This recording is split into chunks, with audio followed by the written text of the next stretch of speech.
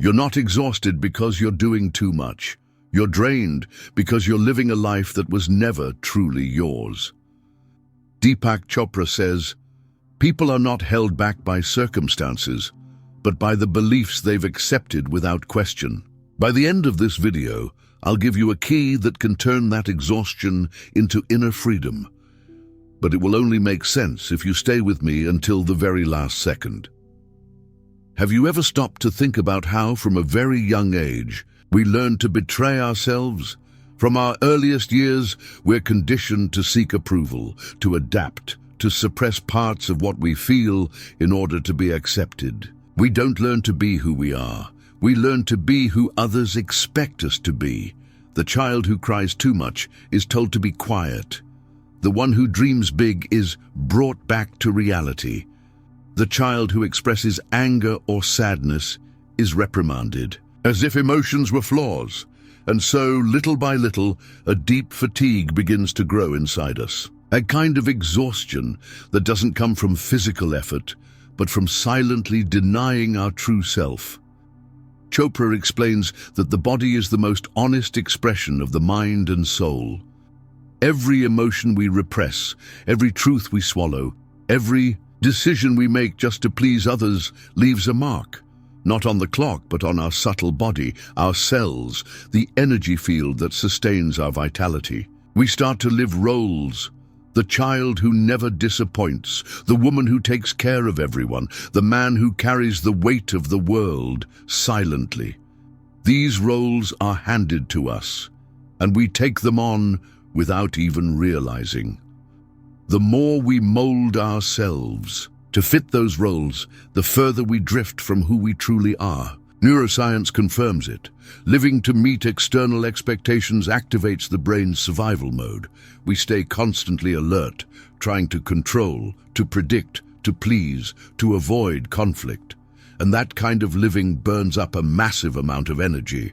Energy that should be used to create, to love, to breathe freely. That's when the unexplained fatigue kicks in.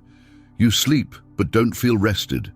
You check off tasks, but feel empty. You smile, but inside, there's an uneasy silence. And all of it is your body trying to say, you're not living your truth. Here's a central idea from Chopra. Soul exhaustion isn't healed by physical rest. It's healed through reconnection. Reconnection with your center, your truest intention, with what actually matters to you, not to others. And that begins with simple but courageous questions. Is this decision really mine, or was it imposed? Is this fear real, or inherited? Is what I'm doing today bringing me closer to myself, or pulling me further away? Every time you say yes when you really mean no, a part of you fractures. Every time you silence your truth to preserve external peace, your inner peace is broken. That's the invisible weight so many people carry, the burden of living, a life they never consciously chose. Transpersonal psychology calls this a false identity, a set of beliefs and patterns not born from the soul, but from fear. Living from that identity is what leads to real burnout, a life without authenticity. Chopra reminds us with great wisdom, healing begins when you stop trying to be what the world wants and start remembering who you are. And remembering yourself isn't just an act of courage, it's an act of love. That's why, before any external change, one simple step is needed: recognition. The exhaustion you feel may not be weakness. It might be your soul's quiet cry for authenticity. You don't need to change everything at once, but you can begin now by doing something we often forget: listening. Listen to your body. Listen to your emotions. Listen to the discomfort that arises when you abandon yourself. Listening is already the beginning of healing, and that beginning is more powerful than you think.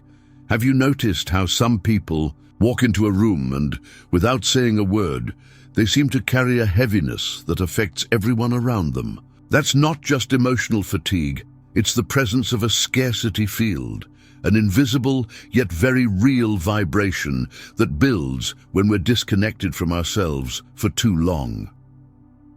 Chopra teaches that we are beings of energy and information. That means everything we think, feel, and live generates a field around us. And that field influences how we feel, how we relate to the world, and how the world responds to us. When we live for others, feeding their expectations while silencing our own truth, we begin to vibrate in scarcity. And this scarcity isn't just material. It's energetic. It's that constant feeling that something is missing, not enough time, not enough strength, not enough meaning, not enough love. But at the root of it all, what's really missing is connection with our own center. Imagine your vital energy as a clear, flowing river. It begins pure, strong, abundant. But as you live more outwardly than inwardly, that river starts to split off. Some of it flows toward pleasing your parents, some toward avoiding conflict with your partner, some to maintain a professional image. And before you know it, the river, meant to nourish you, has dried up. That's when the symptoms arise: chronic fatigue, random irritability, anxiety, existential crises. You can't quite explain why you feel the way you do. You just know something's slipping away. And that something is your fragmented vital energy. Quantum physics shows us that everything is energy in motion. When you say yes, but feel like saying no, your frequency drops. When you force yourself to do something that goes against your deepest values, your field gets distorted. And if that distortion happens every day, it becomes a scarcity pattern. This field affects everything: your health, your relationships, your creativity, even your ability to manifest abundance. Because living disconnected is like trying to water a garden with a leaky bucket. No matter how hard you try, something essential keeps slipping away. But here's the good news. This field can be reprogrammed, and it starts with awareness. Chopra always reminds us, where your attention goes, energy flows. In other words, whatever you focus on grows. If you wake up already thinking about what others need from you, your energy starts the day in scarcity. If you're constantly comparing, criticizing, and doubting yourself, you vibrate in internal conflict. And that drains you. It drains your light, your clarity, your creative power. But when you start asking simple yet powerful questions, everything begins to shift. Is this making me feel good, or just helping maintain my image? Am I doing this out of love or fear of rejection? Is this choice bringing me closer to myself or pushing me further away?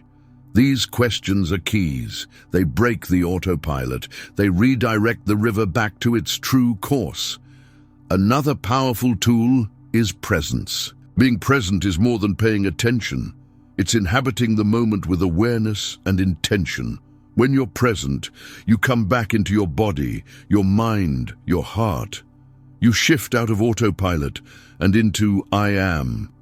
And it's in this state that your vital energy begins to return. Little by little, you feel lighter. Intuition returns, signs become clearer, and most importantly, you begin to feel like you're coming home. Shifting from a scarcity field isn't about doing more.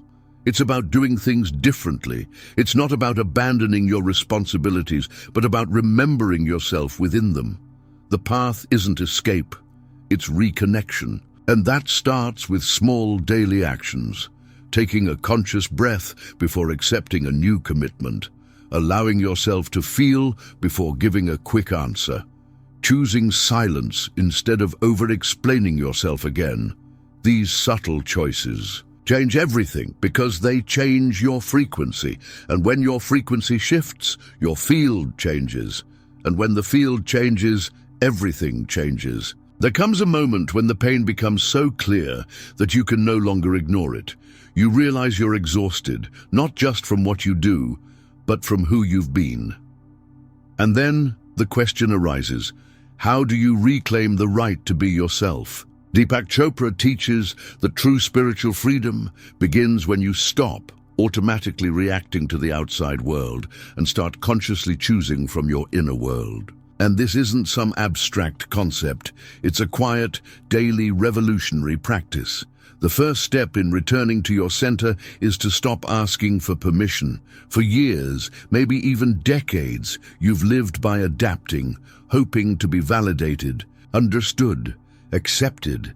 But living that way puts your soul in captivity, and no one thrives where they can't be whole.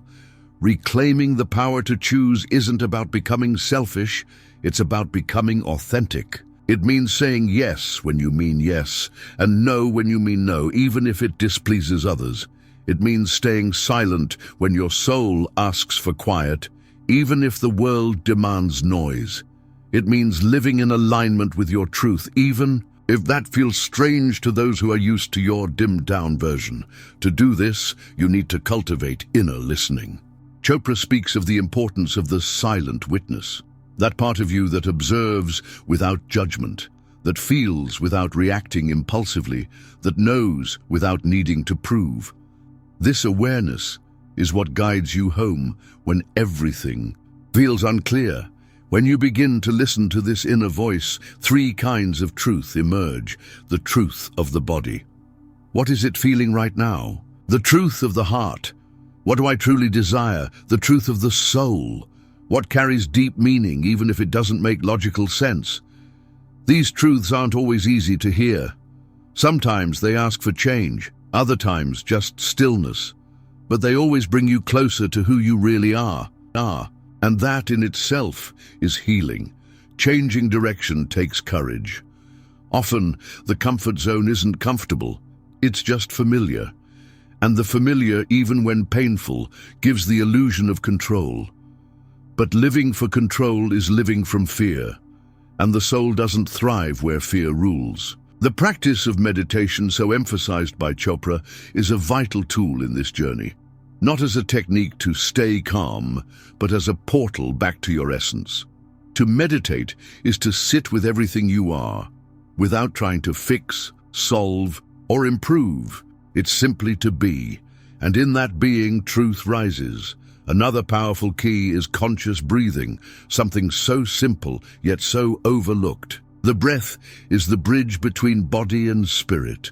When you breathe with presence, you interrupt the automatic flow. You return to the now, and the now is the only place where real choice exists.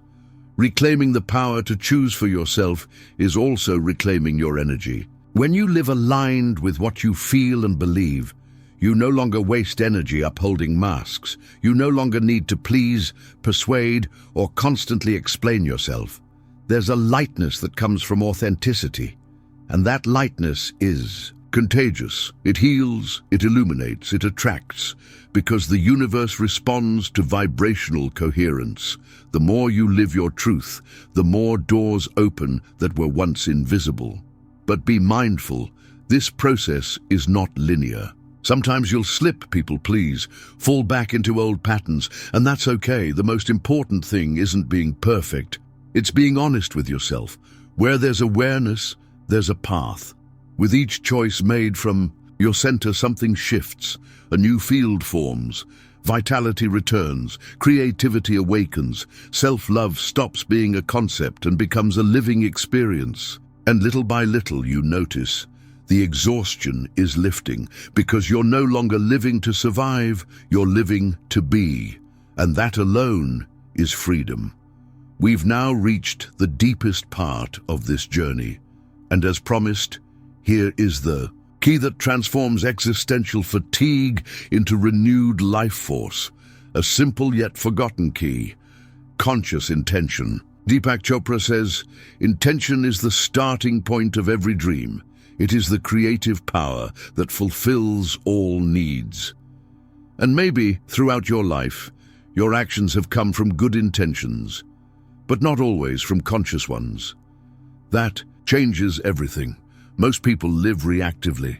They wake up and respond to stimuli, demands, and other people's urgencies. Living like this is like letting a boat drift. It moves, but it has no direction. The key is to take the helm, and that happens through intention. When you live with intention, even the simplest act transforms. Eating becomes a ritual of nourishment. Speaking becomes a channel of truth. Working becomes an act of self-expression. Without intention, everything drains you. With intention, everything heals. Conscious intention is like an energetic seed. When planted in the quantum field of life, it starts to vibrate and attract situations, people, and synchronicities aligned with it. But it must be clear, honest, and repeated with presence. And here's the essential point. What drains you isn't. It's doing without soul. It's not about working, serving, or caring. It's about working without purpose, serving without feeling, caring without being whole. When you begin your day without a clear intention, you become vulnerable to others' energy, to collective patterns, to the fear circulating in the world. But when you anchor your intention upon waking, you position yourself as a co-creator of your reality. A simple practice Chopra suggests is starting the day by asking, what is my intention for today? How can I act with more presence and truth? In what ways can I stay connected to who I am? These questions realign your field. They bring the power back to you. And gradually, the fatigue makes room for a different kind of energy. The vitality of authenticity. Vital energy isn't some magical force that appears out of nowhere. It's the natural result of a human being at peace with what they feel, aligned with what they do, and consciously choosing what they think, say, and share. Many spiritual traditions emphasize the power of intention, but Chopra brings scientific depth to it. He shows us that by cultivating clear intentions, we activate specific brain centers, influence our hormonal system, and even alter how our cells regenerate. In other words, living with intention isn't just philosophy. It's biology applied to the soul. But it's not enough to repeat pretty phrases. Intention must be felt, embodied, sustained. It becomes a field only when it's infused with truth. So start with intentions that are simple and real, like, today I choose to respect my limits. Today I want to move through life with lightness. Today I allow myself to speak my truth. When you start acting from these intentions, something changes. Situations that once drained you lose their grip. Relationships begin to shift. Synchronicities become common. And you feel, in your body, that you're flowing with life, not fighting against it. This is the secret. Life gives back to you what you emit with intention. And when your intention is to fully be yourself, the universe conspires to make it happen. This is where the exhaustion begins to fade, not because your circumstances have completely changed, but because you have changed the way you show up. In them, you stopped being a victim of the external and became the creator of your internal world. That's the key, the true alchemy, transforming the pain of disconnection into the energy of presence. And from that place, everything starts to realign. Because now you're no longer living for others. You're living as yourself with others and through your truth. If you've made it this far, take a deep breath. Because what you've just heard isn't just content, it's a mirror. Maybe, for the first time in a long while, you felt that you're not crazy, not weak, not lost. You were just tired of being who the world expected you to be. And now you know. That exhaustion isn't the end. It's a sign that your truth is knocking at the door. And living for yourself isn't selfish, it's healing. Before you leave this video, I invite you to do one simple thing. Drop a comment below with one sentence that represents what you're choosing for yourself from this moment forward. It could be something like, today, I choose to listen to myself. Today, I stop abandoning myself. Today, I come back to me. Writing this isn't just leaving a comment, it's a commitment to your soul. And it might inspire someone else to do the same. If this video touched you in any way, give it a like, subscribe to the channel, and turn on the notifications. There's more content like this on the way, and you won't want to miss any of it. And remember this, the world doesn't need more exhausted people. The world needs you, whole, present, and real. See you in the next video.